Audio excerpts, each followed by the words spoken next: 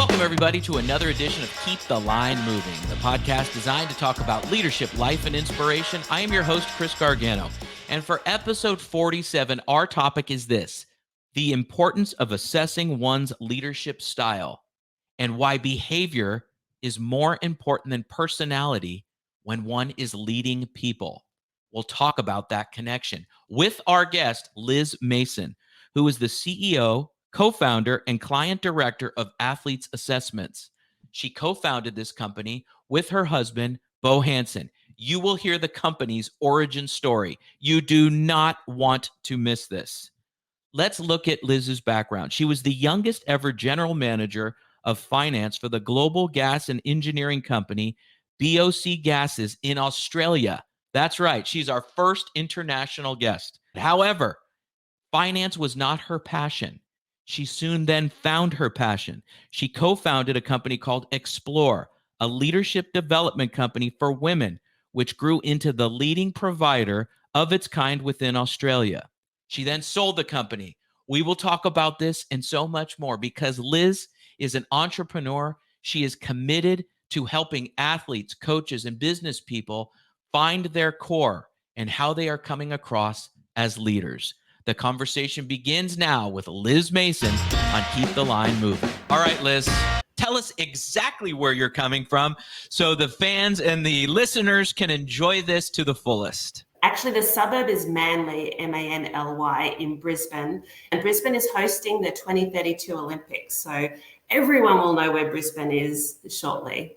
So that's a perfect segue, Liz, because you have an athletic background. Tell everybody, what it was like growing up and what you did and what you competed in.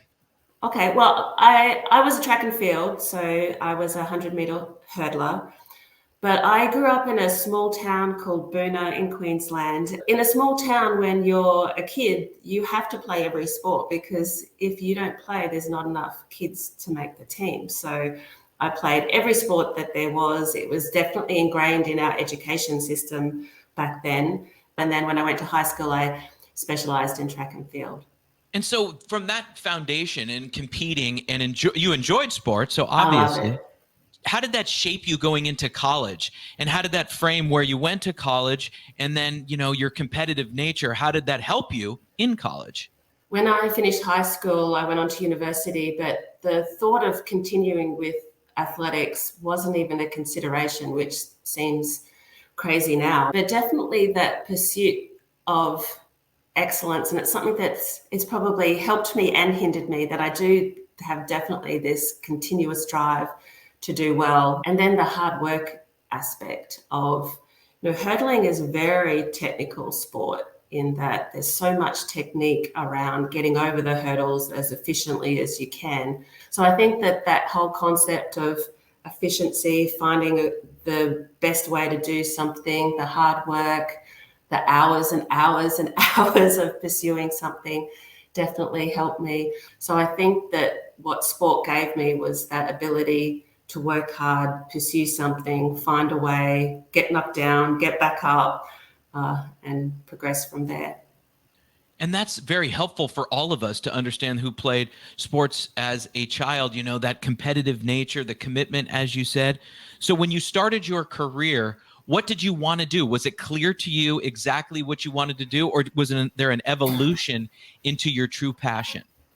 Oh, definitely an evolution. My career started building financial models in mergers and acquisitions. So some of the biggest mining companies, I worked on the BHP Billiton, this is 25 years ago. So that's where it started. Now I'm the CEO of a sports company, which I definitely have found my passion. I love what I do. And in between, I did start a company and then I sold my share of it that specialized in leadership for women in predominantly male environments. And so you started the Explore, right? Yes. A leadership development company for women, which grew into the leading provider of its kind within Australia. After selling out your ownership to Explore, you co-founded Athletes Assessment with Bo Hansen, but we'll get to that.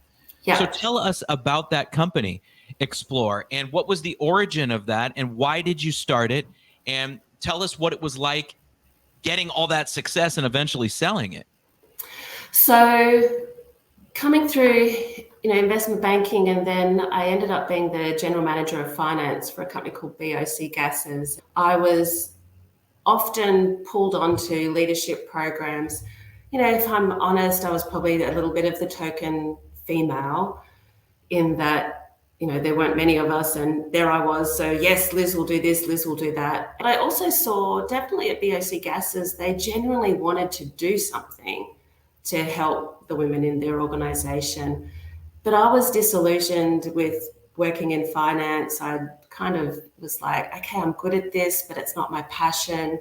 So I did sort of have these sort of side passions of supporting women in the organizations that I worked in. And then I kind of went, you know what, I want to do something different. I started thinking about the concept of starting a company that specialized in supporting women in male-dominated industries.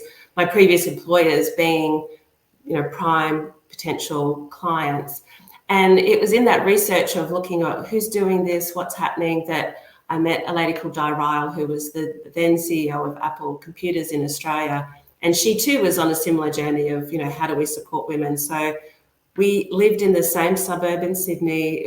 We met by chance. Well, maybe not by chance, but we did meet, and we went, well, why not work together? But we did not know each other before that. We started the company, we built that up, and then I sold out to the company probably 5 years later. But we started across our dining room tables. That's amazing. And so you built it into a successful company that was obviously worth selling. Of course, that's, some people get into it for that reason. You seem to have had different reasons. Did you make an impact, in your opinion, with advocating for women leaders, for female leaders? And if you did, what was that impact, and what was the response and feedback that you were given throughout those 5 years? So definitely, I think one of the things that bringing a women-only environment together is that for women who feel isolated and that they're the only ones experiencing something, it definitely builds that camaraderie that you're not alone. There was a lot of strategy involved in how to help women, progress in the organization. And it wasn't to the exclusion of men. It was, how do you be successful in a male-dominated industry? So you can't exclude men. It was actually the birth of my first daughter that changed everything. The reason I'll share this is that it wasn't that I was like, oh, this is done now, I'm going to move on to something else. Life happens. When my first baby was born, Summer, she's healthy and well and grown up to a wonderful young woman. But when she was born, the birth did not go well. It was, hang on, things are going to change. And by my husband, who, you shared that we started Athlete Assessments together, he'd always talked about wanting to do a boat trip. And if I'm honest, I would, stand with my fingers crossed behind my back going, oh yeah, that sounds great. And I had no intention of ever doing a boat trip for an extended period of time. And then when Summer was born and it didn't go well, it was sort of that dark, maybe day 3 of my recovery in the hospital. It was a sleepless night. It was, how did this happen? Why did this happen? Why me? Blah, blah, blah. And all the wrong questions to ask yourself. And somewhere in the depth of that evening by myself, looking at the baby next to me, I went, we need to do that boat trip. And so Bo came to the hospital the next day. He's still shell-shocked from all of the events. And I went, we need to do that boat trip that you always talked about. And he went, what? And I went, go buy a boat. Let's go do it. That's what we need to do. A little bit of insanity, but within 29 days, he bought a boat. Within 5 months, we packed up. I hadn't quite sold out of Explore at that point, but it was in the process of happening. And we took off for 14 months. So that was that was actually the change in, why I left Explore. And then that 14 months of just family time of Bo and I, literally sailing off into the sunset. We spent time thinking about, what do we want in life? What's important to us? By the end of the boat trip, we'd worked out the foundations of Athlete Assessments. I was pregnant again, so we'd obviously recovered from that. And when we got off the boat, we started athlete assessments. So a little bit of a curveball, but it definitely was a valuable experience. So you learn so much about people when you do podcasts like this, and it's something that I've really, really enjoyed. That story right there is fascinating. To have the courage and the presence of mind after the difficult birth of your daughter to tell your husband, hey, go buy the boat and let's go sailing for 14 months. Now, this is a podcast in itself. Actually, that's probably a series of podcasts in itself. That's the short version, but yeah. I'm really proud of it, actually. Yes. It was insane, but it was the best thing for us. That is so incredible. So can you give us, the viewers and listeners, a visualization, or, they can visualize it in their minds? Would you sail for a couple days, go into port, come out like a mini cruise ship, right? Like an itinerary there. Yeah, well, the boat was very small, so it's only 35 foot. When we left Sydney, we literally left Sydney Harbour, and so hopefully most people can visualize Sydney Harbour. We literally left the harbour and we were heading north, so we turned left. And that first day, it's really rough. It is like a washing machine. And that first day, I was seasick. Summer's 5 months. She's vomiting everywhere. I'm literally thinking, what have we done? This was the most, I'm insane. Like, what was I thinking? As soon as we get to the next port, I'm getting off the boat, apologising to Beau and saying, we've got to go home. But then, we travelled up the New South Wales coast, which is beautiful. We got as far north as just north of Cairns.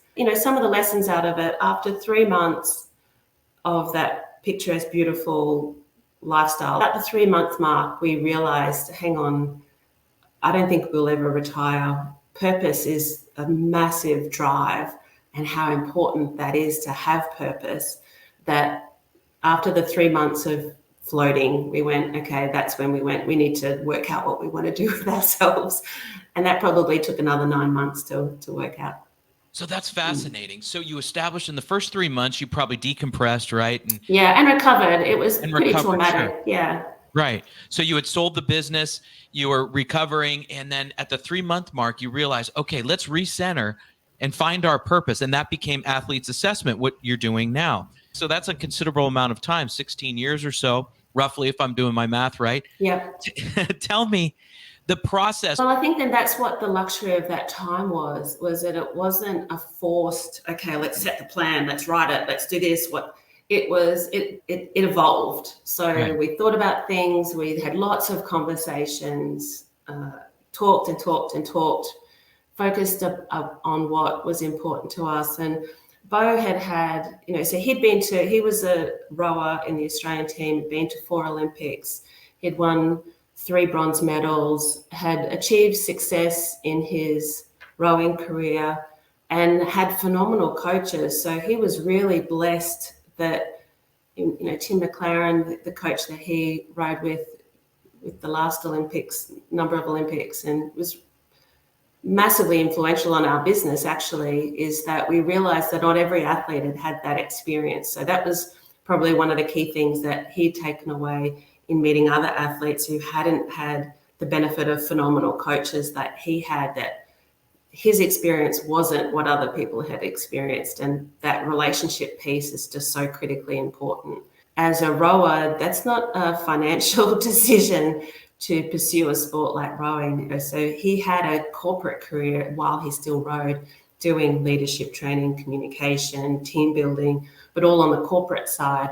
So he built up his own skill set and experience in delivering those programs, and used a number of different assessments through leadership programs that weren't being used in sport. So that was the genesis of the whole concept of athlete assessments, is what can we take from business that would be beneficial to sport, and how do we help athletes that haven't had the experience of the phenomenal coaches like what Beau had, and that relationship side. Technically, of course, they're brilliant coaches, but if you were to measure someone like Tim McLaren, the quality, he's got lots of Olympic medals. I think he's probably one of the most successful Olympic coaches in the world. But if you judge how many people of his former athletes have his number in their phone and still actively call him, who include him in life events, think that's the measure of a successful coach. And so how do you bridge that? And so that's where the idea of athlete assessments came from, is how do we have a tool that helps both sides of that, the athlete and the coach, better understand themselves, improve their relationship, improve their communication, and invest in that piece that's non-physical. So Liz, let's get to the foundation here from how athlete assessment was created. Just because I want to summarize here, that's how my brain works. Yes. You have Liz, who is an unbelievable athlete as a child, uses that competitive nature and advantage to do great things in her early professional career. That's you. Your husband, similar. You were track and field, he was rowing. He puts his competitive advantage into leadership coaching. Together, Liz and Bo say, here's our new daughter. She was just born. She's 5 months old. We're going out on a 14-month boat trip, basically, off Australia. That is unbelievable. The first 3 months are contemplative, and the next 9 months are strategic. Do I have that right? And there is the birth of Athletes Assessment, your current endeavor. Yeah. Yes. So that's an incredible story. That's really fascinating. And one of the main reasons, you and I have developed a professional relationship where we love to share ideas, but I really enjoy how this company was created. And Liz, tell me now, you go into companies, and full disclosure, I've taken your assessment, and I have told you repeatedly that I was blown away by how accurate it was. And you and I have talked about this, not in my personality assessment, but my behaviors. Can you describe the difference of that and why behaviors are not necessarily more important, but more of what you focus on rather than personality? So your behaviors are a function of your personality. So they're not completely separate. And actually, they're quite entwined. But if you think about it, we're looking at taking the lens on the behavioral piece because, as I said, your behavior is a function of your personality. So we do get a little bit of an insight into your personality, but what we're most interested is understanding and working with behavior, because behavior, you can observe it, so you can see it, you can notice it. We're not getting inside your brain. We're not asking you how you feel as such. We can see how you act, because behavior is what you do, it's how you act. And so a behavioral assessment is measuring how you prefer to behave.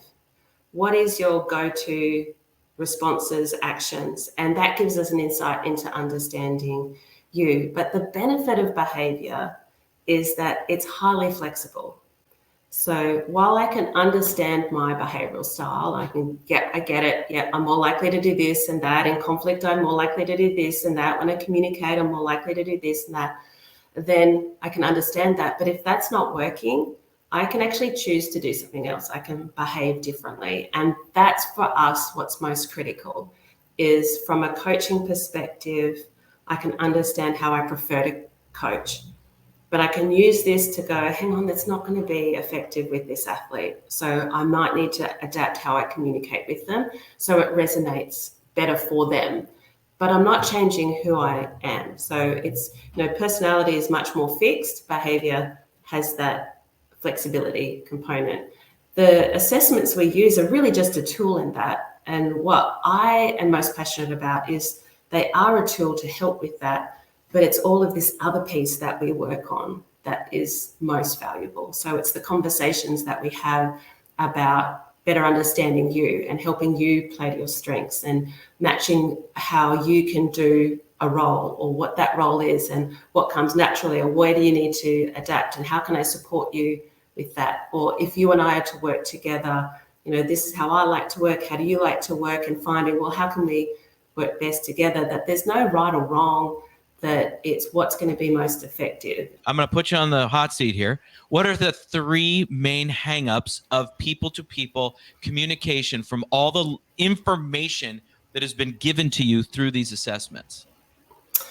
So number 1 would be, if I'm a coach, assuming that how I like to coach is going to resonate with my athlete. It may not. Or if I'm a manager, that managing someone how I like to be managed. I know this sounds really basic, but you would be surprised how many, or from a leadership perspective, leading how you like to be led. That's probably the number 1 hang up. And so, the anecdote to that is Well, you've got to know who you're working with. You've got to know who you're managing. You've got to know who you're coaching and leading so that you can lead them in a way that is going to resonate with them and get the best out of them. Any position of power really has to be about how do you help bring out the best in those that you're leading, managing, coaching. And so I think that's number one. Number two, difference is a good thing, and that moving away from right or wrong or this or that or black or white or whatever the situation is, to that everything has value. And particularly from a behavioral perspective, context is really important. For example, being really assertive and dominant in one context may be, oh, that's a bit rough. Or, well, if there's a fire, we want someone to be really assertive. Or that if someone brings a lot of energy and fun factor, that's really useful when energy is dropping in a team, but can be counterproductive in another situation. Maybe in a serious moment, someone makes fun of something. It's like, no, out of context. And so valuing that different behaviors are really useful in different contexts, and that the trick is really about working out what context. So what does the sport, coming back to that, what does the sport demand? So that's probably really important. And that ability to flex and still be you, I think, is the third thing, if I had to nut it down. That, me understanding my own behavioral profile and knowing the strengths that is, because I definitely want to play to my strengths, but then having the ability to go, you know what, that's not appropriate, that's not going to be helpful to who I'm working with. I need to adapt, and then be able to have the skill set of adapting.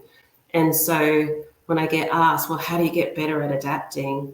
You've got to practice. I mean, we can take so much from sport and bring it to business, in that, especially high performance sport, there's a lot of repetition of the basics, which some people just think it's not, but it is. It's a lot of repetition of the basics. And in business, it is as well. And so for me, one of those important points about understanding someone is that compliance doesn't equal commitment. Someone may do something because I told them to, because they're complying with what I've asked. But me as a leader, I want the people that I'm working with to want to do it. I want them to be committed to do it, because when someone's committed to do it, they're going to put in that extra effort. They're going to make sure that they give their best effort. And so the way that I've worked out I can do that is by providing an environment that they will thrive in. And how do I do that? By better understanding them. So let's look at this. If you were to summarize it, pairing the third to the first, which means if you approach it with an open, as a leader, approach it with an open and honest form of communication, which means asking questions to understand the people. Yes. And by understanding your people, rather than lead them in a way that you want to be led, you're leading them in a way they want to be led. And the only way to learn that is to ask questions and understand them. And another point that you made, which is excellent, is that when we walk into a room as leaders, the bottom line is we all have to accomplish something. The role requires us to accomplish something. So how we get there and the nuances is up to us. And if we make it about ourselves, we won't get there. That's what I heard from you. Is that accurate? Yeah. Yes, I hope it is. Absolutely. Okay, so look at the success you've had as a leader. You were the youngest general manager of finance for the global gas and engineering company BOC Gases. You then started your own company, sold it 5 years later successfully, and then went on the 14-month cruise with the husband and your daughter. And now you're also the CEO of Athlete Assessment. So you've had several leadership positions. How would the people that have worked with you describe you as a leader? I think they would describe me as, well, hopefully they would describe me as strong. Like, I think that I definitely want to portray a strength that they can have faith that I will do right and do well by them. As an example, during COVID, when COVID hit, we got our team together and said, we don't know what's happening, but one thing we know for sure is that we're going to look after you, we're going to look after the team, and we'll find a way. Behind the scenes, we're going, ah! But it's not useful for them to see this, oh my God, I've worked all these years to build this company and we're going to lose it all. They didn't see that piece. I can tell them now, but they saw the strength that was needed. Actually, I caught up with someone yesterday that I worked with 20 years ago and looking at, she's just someone that I know we need to work together again. And so I'm finding a way to make that happen. And she said to me yesterday, you're just a good person. I think that is what I take most to heart. And that's what I love about having the control of owning the business, is that we can make decisions that we want to make without having to go back to, because we've self-funded everything. So we don't have to answer to anyone. So sometimes I will make a very uncommercial decision. Why? Because it's the right thing to do and because I want to do it. All right, Liz, I got one more for you as we close here today. It's twofold. Are you ready? You mentioned something that I hear a lot, have thought a lot about, studied, read about, etc. Number one, the first part of the question is the value of energy and enthusiasm. As a leader, when you walk into a room and you have that energy and enthusiasm, and each of us display that differently. There's a quiet confidence, there's a quiet energy and enthusiasm, and then there's more demonstrative, big smile, gregarious, engaging, charismatic. So I want you to talk about the value of that. And then on the backside, I want you to give me the number one leadership quality that we could leave the viewers with, that is the most valuable that you've seen of your thousands of assessments that you've seen, experienced personally. So it's a twofold question: the value of energy and enthusiasm, and then the number one leadership trait you want to leave us with today. So to answer that first question, that energy and enthusiasm definitely comes easier to me because it is part of my behavioral profile. So I guess I have an unfair advantage in that it does come naturally. I do have a dear friend who's been enormously successful, who definitely holds that more quiet, composed, is charismatic, but in a completely different way, has that quiet energy that you believe in. And so if I compare those two, even if you don't have enthusiasm and energy, your version of that is at least lights the spark. So I think it's about lighting that spark, but you do need to fuel it. You can't live on enthusiasm and positivity. You actually have to fuel the fire. So, finding that connection. And then the second question. Well, from an assessment perspective, there is no perfect profile. Definitely from a leadership, who's able to adapt is definitely the strongest strength in that, if I do it from an assessment. And then my personal reflection, and it's definitely what I feel like I've found, is when you pursue something that you love and are passionate about and you genuinely care. When I talk to my daughters about choosing a future career, just pursue what you love. You'll find a way. That was great. I love that answer. I really love that answer and then I could maybe add, if I may, respectfully, if you do find something that you love and you're passionate about it and you're forging forward, you can adapt easier because it's all within that, you're putting your arms around it, right? And if you're going to make it succeed because you're passionate about it, you're willing to adapt. And so I'm learning, I'm learning from your assessments and your analysis. I love it. Well, and actually, I'm going to completely, a dear mentor of mine who passed last year, Marnie Dugan, I spend a lot of time with her having those conversations about what am I going to do with my life? What's my purpose? And she used to say to me, it actually doesn't matter what you do, it's how you do it. And I used to go, that's not the answer. Tell me what I'm meant to do. And years later I went, oh, I get it now. It actually doesn't matter what you do. It's how you are in the world, in that whether you're, sweeping the streets or a CEO, it's how you are in the world. So it had meaning, not at the time, but in reflection. Awesome. Thank you, Liz. Thank you so much. We thank Liz very much for being on the show. I have two takeaways from this week's conversation with Liz. She said her number one hangup that she sees throughout the assessments of people that are in leadership positions is it's not about how we want to lead. It's about how the people that we are leading need to be led. And how do you understand your people? Get to know them. Find ways to connect. Ask questions. I thought that was a great point brought up by Liz. Number two, when she said, Compliance does not mean commitment, meaning people will do what the leader says, but do they truly feel it and understand the why of the situation? I thought that was fascinating. And again, it all goes back to understanding people and how they are motivated and inspired. A wonderful conversation with Liz. I hope you agree. For our podcast and video producer, Jack Radutsky, I am Chris Gargano. We will see you next week, everybody, on Keep the Line Moving. Every week, you hear guests on this podcast talk about some of their biggest leadership challenges. As a leader, you want to make an impact on those you lead and reach your organization's goals, while also optimizing your time management. Wherever you are in your leadership journey, we could all use some help. This is what we focus on with our group and individual coaching services. To book a call or get more information, email me directly at chrisg@garganoleadership.com or visit our website at garganoleadership.com.